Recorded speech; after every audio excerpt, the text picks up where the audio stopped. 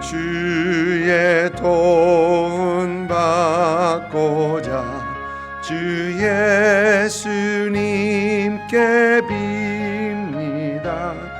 그 구원 허락하시사 날 받아주소서. 내 모습 이대로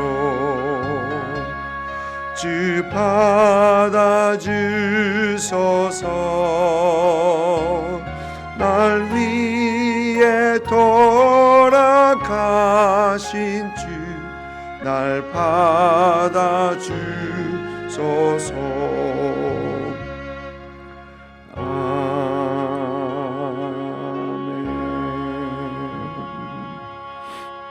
아멘. 요한복음 21장 1절부터 14절까지입니다. 요한복음 21장 1절부터 14절까지 말씀 우리 한 목소리로 같이 읽습니다. 그 후에 예수께서 디베랴 호수에서 또 제자들에게 자기를 나타내셨으니 나타내신 일은 이러하니라. 시몬 베드로와 디두모라 하는 도마와 갈릴리 가나 사람 나다나엘과 세베대의 아들들과 또 제자 둘이 함께 있더니 시몬 베드로가 나는 물고기 잡으러 가노라 하니 그들이 우리도 함께 가겠다 하고 나가서 배에 올랐으나 그날 밤에 아무것도 잡지 못하였더니 날이 새어갈 때에 예수께서 바닷가에 서셨으나 제자들이 예수인 줄 알지 못하는지라. 예수께서 이르시되 얘들아 너에게 고기가 있느냐 대답하되 없나이다. 이르시되 그물을 배 오른편에 던지라 그리하면 잡으리라 하시니 이에 던졌더니 물고기가 많아 그물을 들 수 없더라. 예수께서 사랑하는 그 제자가 베드로에게 이르되 주님이시라 하니 시몬 베드로가 벗고 있다가 주님이라 하는 말을 듣고 겉옷을 두른 후에 바다로 뛰어내리더라. 다른 제자들도 이 육지에서 거리가 불과 한 50칸쯤 되므로 작은 배를 타고 물고기 든 그물을 끌고 와서 육지에 올라와 보니 숯불이 있는데 그 위에 생선이 놓였고 떡도 있더라. 예수께서 이르시되 지금 잡은 생선을 좀 가져오라 하시니 시몬 베드로가 올라가서 그물을 육지에서 끌어내리니 올리니 가득히 찬 큰 물고기가 153마리라. 이같이 많으나 그물이 찢어지지 아니하였더라. 예수께서 이르시되 와서 조반을 먹으라 하시니 제자들이 주님이신 줄 아는 고로 당신이 누구냐 감히 묻는 자가 없더라. 예수께서 가셔서 떡을 가져다가 그들에게 주시고 생선도 그와 같이 하시니라. 이것은 예수께서 죽은 자 가운데서 살아나신 후에 세 번째로 제자들에게 나타나신 것이라. 아멘. 요한복음 20장 어제 나눴던 말씀이죠.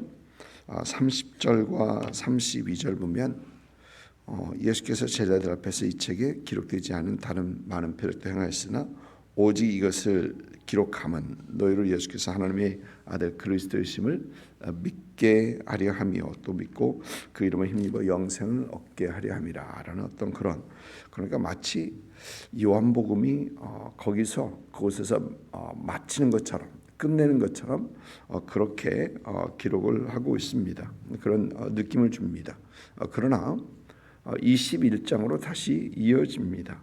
21장은 영어로 하면 epilogue, 그러니까 결말, 끝말이라고도 하는 그런 내용이 21장의 내용입니다.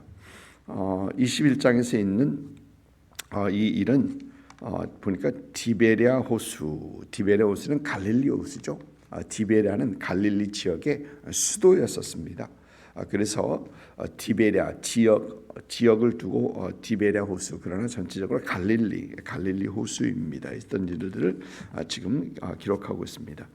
예수님께서 마리아에게 예수님의 제자들에게 갈릴리로 가실 것이다, 먼저 가실 것이다라는 어떤 그런 말씀을 전하라고 하셨죠. 그리고 이제 제자들은 그 예수님 말씀대로 갈릴리에서 만나는 겁니다. 그런데 우리가 성경을 보면 예수님은 부활 첫날에 제자들을 만나셨죠. 만나셨습니다. 예루살렘에서 만나셨습니다. 그리고 8일 후에 8일째에 다시 도마가 있는 그때 예수님께서 다시 제자들을 만나셨습니다. 그러니까 그때까지는 아직까지도 예루살렘에 계셨던 거죠. 제자들도 예루살렘에 있었습니다. 여러분 우리가 기억해야 되는 게 이때가 유월절 때이죠. 유월절 때입니다. 그러니까 예수님의 제자들은 그 유월절 때가 예수님께서 십자가에 달려 죽으시고 금요일 날 그러셨으니까 달려 죽으시고 그 다음에 유월절이 시작되는 그날 시작되면서 예수님께서 부활하시고 그러니까 지금 다 유월절 기간입니다. 유월절 기간입니다. 그때 그들은 예루살렘에 있습니다. 예루살렘에. 그리고 그 예루살렘에 최소한 8일간 더 예루살렘에 머물러 있습니다. 그리고 유월절 기간을 지내면서 그 후에 그들은 이제 갈릴리로 움직였던 거죠. 갈릴리로 움직였던 겁니다. 오늘 말씀 보면 그 후에 이제 그렇게 되는데 언제 후인지는 확실치 않습니다. 그러나 확실한 건 제자들이 예수님 부활 후에도 며칠 동안 예루살렘에 머무르고 유월절 기간을 다 지난 후에 그 다음에 갈릴리로 옮겼던 것을 우리는 기억하게 됩니다. 이 갈릴리는 예수님과 제자들에게는 매우 익숙한 곳이었었죠. 예수님의 사역의 중심지가 갈릴리를 중심으로 갈릴리 지방을 중심으로 하고 있었기 때문에 굉장히 익숙한 곳입니다. 오늘 말씀 보니까 오늘 말씀에서도 2절 말씀 보니까 갈릴리 가나 사람 나다나엘 그렇게 돼 있죠. 나다나엘이 갈릴리 출신이다. 갈릴리 지방 출신입니다. 그리고 우리가 아는 것은 베드로와 안드레, 야고보, 요한 이들도 갈릴리 출신인 것을 우리는 알고 있습니다. 그리고 이제 디베레아에서 디베레아 이곳에 예수님을 만나는 것입니다. 예수님의 제자들을 살펴보면 그들에게 있어서 그들이 갈릴리로 올라왔다는 것은 또 예수님을 만나러 올라왔다는 것은 예수님을 만나는 그런 기쁨과 기대로 매우 부풀어 있어야 하죠. 부풀어 있어야 합니다. 예수님의 부활의 사건이 그들에게 슬픔과 절망에서 기쁨과 소망을 준 사건임에는 틀림이 없습니다. 그리고 그들은 이제 갈릴리에서 예수님을 만나는 그 기대로 가슴이 부풀어 있어야 되는데 오늘 말씀을 보면은 좀 그렇지 못한 제자들의 모습을 우리는 조금 보게 됩니다. 그 분위기가 좀 이상합니다. 베드로는 고기를 잡으러 가겠다라고 합니다. 이런 베드로의 모습은 예수님을 만나는 그 기대와 기쁨보다는 그가 어떤 영적으로 좀 다운돼 있는 그런 영적 저기압의 그 상황을 우리는 조금 감지할 수 있습니다. 아마도 베드로가 아직도 예수님을 3번 부인했다라는 그 죄책감에서 아직 풀려나고 있지 못했던 것 같습니다. 그래서 예수님께서는 후에 내가 나를 사랑하느냐라는 3번의 질문과 함께 베드로를 세워주시죠. 그런데 다른 제자들도 그렇습니다. 다른 제자들도 베드로처럼 예수님을 부인하지는 않았지만 그러나 예수님께서 잡히셨을 때 제자들도 뿔뿔이 흩어졌죠. 도망했었습니다. 아마 그래서 그런지 그들의 어떤 분위기가 좀 다운되어 있는 그런 분위기입니다. 또 오늘 말씀에서 우리가 잠깐 생각해 볼 수 있는 것은 예수님과 제자들과 함께하는 그 시간이 확실히 줄었습니다. 십자가 전에 예수님과 제자들은 24시간 같이 항상 함께 했었죠. 항상 붙어 다녔었습니다. 그런데 부활 후에는 조금 많이 달라졌었습니다. 사역도 같이 하고 함께 먹고 함께 자고 항상 함께 있었는데 오늘 말씀 보니까 이것은 예수께서 죽은 자 가운데서 살아나신 후에 세 번째로 제자들에게 나타나신 것이다.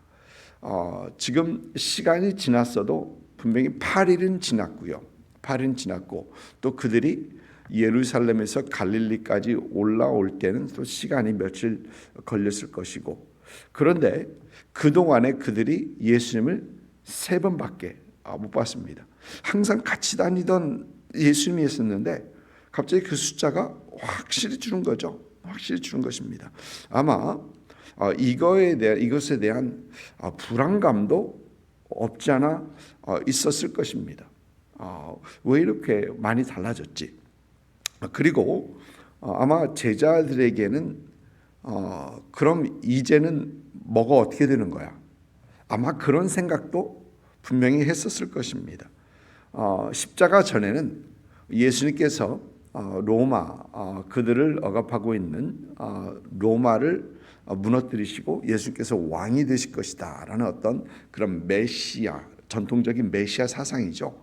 그걸 가지고 예수님을 따르고 이제 그런 생각을 하고 있었는데 예수님의 십자가 죽음으로 그 생각이 완전히 무너지죠. 완전히 무너집니다. 그리고 절망 속에 있었는데 갑자기 예수님께서 부활하셔서 나타나십니다. 그러면 그게 다시 그런 소망을 다시 가져야 되는 건가? 아니면 전체적으로 뭐가 바뀌는 건가? 그래서 이제는 뭐가 어떻게 되는 건가라는 그런 생각들도 아마 제자들은 분명히 했었을 것입니다. 아마 이런 여러 가지 상황 속에서 그들의 생각이 정리가 안 되고 또 좀 복잡한 어떤 그런 상황 속에서 이제 베드로는 고기를 잡으러 갈란다라는 그런 얘기를 하고 다른 제자들도 함께 따라갑니다. 그런데 오늘 말씀에서 보니까 예수님께서 고기잡이 하는 제자들을 찾아가십니다. 하나님께서는 먼저 찾으시는 하나님이시다라는 것을 몇 주 전에 말씀을 드렸던 것 같습니다. 오늘 말씀도 보니까 예수님께서 그들이 어디 있는 줄 아시고 예수님께서 찾아와서 먼저 말씀을 거십니다. 얘들아, 고기가 있느냐? 뭘 좀 잡았느냐? 그러나 아무것도 잡지 못했다고 하자 예수께서는 어디에다가 그물을 던지라라고 가르쳐 주시고 제자들은 그렇게 고기를 잡게 되죠.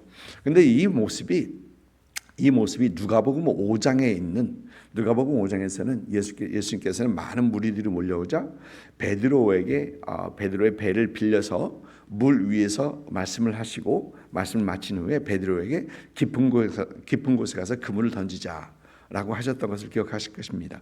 그리고 그들은 그물을 던지자 너무 많이 잡아서 다른 배에게 동료들에게 요청하고 그래서 거의 배가 물에 잠길 정도 되었더라. 엄청난 고기를 잡았었죠. 그래서 그 비슷한 상황이 다시 연출됩니다. 참 중요한 어떤 그런 얘기인 것 같아요. 그리고 요한은 그 상황을 보면서 주님이시다라고 얘기를 합니다. 그러자 베드로는 겉옷을 두르고 이제 예수님에게 바르게 수영하고 옵니다. 오늘 말씀 8절 보니까 불과 한 50칸쯤 되어 있다. 50칸쯤 밑에 아래 설명을 보니까 헬라 성경에는 200규빗으로 나온다. 이는 90에서 94m 정도. 그러니까 꽤 먼 100m 거의 100m를 수영하고 온다는 건 뭐 평생 어부였으니까요. 그래서 베드로는 그렇게 급하게 예수님을 만나러 옵니다. 예수님을 향한 베드로의 어떤 그 갈급한 심정을 보여주고요. 또 베드로의 참지 못하는 그 성격을 잘 보여준 어떤 그런 내용인 것 같습니다. 오늘 말씀에서 우리는 예수님께서 왜 제자들을 갈릴리로 부르셨을까? 왜 갈릴리로 부르셨을까? 그런 생각을 해봅니다. 예루살렘에서도 예수님께서는 충분히 예수님께서 하시고자 하시는 말씀을 분명히 할 수 있었을 텐데 왜 예수님께서는 굳이 갈릴리로 제자들을 부르셔서 이런 만남을 주님께서 만드시고 또 제자들에게 말씀을 주셨을까라는 생각을 해봅니다. 먼저 예수님께서 제자들을 갈릴리로 부르신 이유가 예수님을 배신한 제자들, 또 예수님을 3번이나 부인했던 그 베드로를 다시 세워주려 하시는 그런 이유일 것입니다. 그 세워줌의 이유, 세워주는 것은 예수님께서 그 관계를 다시 확신시켜 주시면서 우리 주님께서는 그들을 인정하시고 그들을 다시 세워주십니다. 오늘 말씀 보니까 우리 주님께서는 제자들이 오는 물에서 오는 그 시간에 불을 굽고 불을 피고 빵을 굽고 그리고 벌써 계십니다. 그리고 제자들에게 보니까 떡을 가져다가 13절이죠. 떡을 가져다가 그들에게 주시고 생선도 그와 같이 하시니. 그러니까 여기서 보는 말씀은 제자들과 예수님과의 그 식사 그 분위기입니다. 여러분 우리가 잘 아는 것처럼 유대인들에게 있어서 이 함께 먹는다라는 것은 굉장한 관계를 말하는 거죠. 그래서 제자들과의 그 관계를 다시 한번 회복시켜 주는 겁니다. 제자들이 예수님을 부인하고 불이 흩어졌던 그들의 마음속에 가지고 있는 그 죄책감, 베드로가 예수님을 3번 부인하고 가지고 있는 죄책감을 예수님께서는 그 함께 음식을 먹으면서 다 풀어주시는 어떤 그런 내용입니다. 여러분 믿지 않는 사람들은 술 한잔 하면서 그 다 던져버린다고 그러죠. 쌓인 얽힌 것들을 다 버린다고 하는데 우리 믿는 사람들은 술하면서 하는 게 아니라 함께 밥 먹으면서 할 수 있습니다.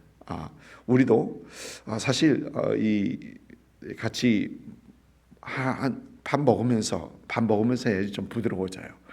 그래서 그걸 함께 나누면서 서로 사랑을 나누면서 관계 회복을 할 수 있다라는 생각을 해봅니다. 우리 주님께서 보여주신 것처럼 할 수 있다는 겁니다. 두 번째 보니까 왜 예수님께서 그들을 갈릴리로 부르셨을까? 그것은 그들의 사역이 지속되는 것을 우리 주님께서는 알려주시기 위해서일 것입니다. 여러분 누가복음 5장에서 우리 주님께서는 제자들을 부르십니다. 말씀을 전하신 후에 고기를 잡은 것을 보고 베드로가 주여 나를 떠나서 나는 죄인일소로다. 죄인입니다. 죄인이라고 떠납니다. 그러나 주님께서는 그들을 내가 너희를 사람 낚는 업으로 삼겠다 라고 하면서 주님께서는 그들을 부르셨던 그것입니다. 그러면서 주님께서는 그것을 다시 한번 만드시죠. 그 누가복음 5장의 그것을 다시 한번 만드시면서 너희의 사역이 끝난 것이 아니라 이제부터 본격적으로 시작이다. 지금부터 사람 낚는 어부가 될 것이다 라고 우리 주님께서는 그들의 사역이 끝난 것이 아니라 그들의 사역은 지금부터 시작되는 것을 우리 주님은 말씀해 주시는 것입니다. 참 주님께서는 참 우리 재미있으신 분이십니다. 제자들이 이제는 뭘 어떻게 해야 하지, 주님과의 그 만나지 못하는 그 상황들을 보면서 제자들은 많이 고심하고 생각하고 많이 번민해하는 것을 참 우리 주님께서 아시면서 이제 시작이야라는 어떤 그런 말씀을 이런 상황에서 해주시는 것으로 이해를 합니다. 또 세 번째는 예수님의 사명을 확실하게 해주시기 위해서 그렇습니다. 요한복음에서는 나오지 않지만 마태복음에서는 그러므로 너희는 가서 모든 족속으로 제자를 삼고 아버지와 아들과 성령의 이름으로 세를 주고 내가 너에게 가르쳐 지키게 한 것을 내가 너에게 분부한 것을 가르쳐 지키게 하라 라는 그 말씀을 우리 주님께서는 주시는데 새로운 사명을 주시는 겁니다.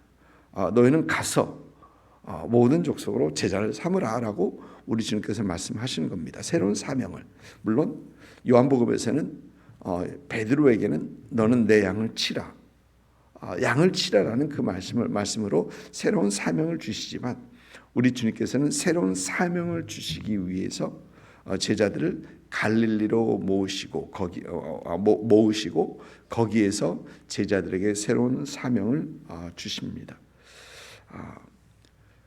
예수님의 제자들은 부활하신 주님을 갈릴리 디베레아 호수에서 이렇게 만나면서 그들이 있던 그 패배의 자리에서 일어납니다. 그들이 가졌던 여러 가지 생각과 번민, 이것에서 그들을 떨쳐버리고 예수님 안에서 다시 한번 관계 회복이 되고 사역의 어떤 사명을 가지고 다시 한번 주님 앞에 나가게 되는 것을 우리는 보게 됩니다. 여러분, 우리도 그렇습니다.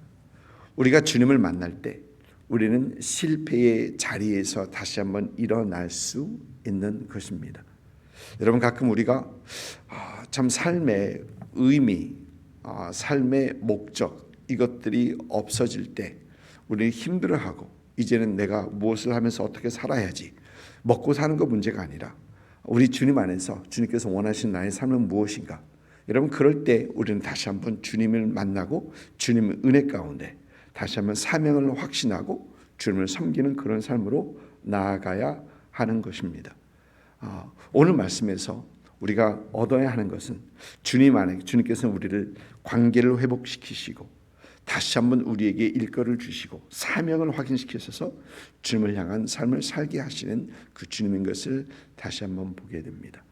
이러한 여러분의 삶, 이렇게 주님을 섬기시는 그런 여러분의 삶이 될 수 있기를 주님의 이름으로 축복합니다. 기도하겠습니다.